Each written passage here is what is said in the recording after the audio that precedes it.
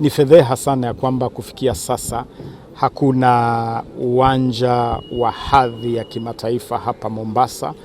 Tuna mipango ya kuanza kurekebisha viwanja hapa Mombasa.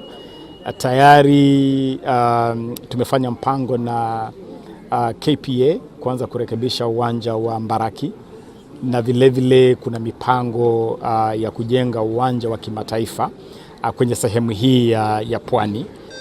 Tutashughulikia kiwanja cha Moi kule Kisumu na kiwanja cha Buhungu kule Kakamega, ili vile tuone jinsi wanaweza kuhusishwa kwenye shughuli hii.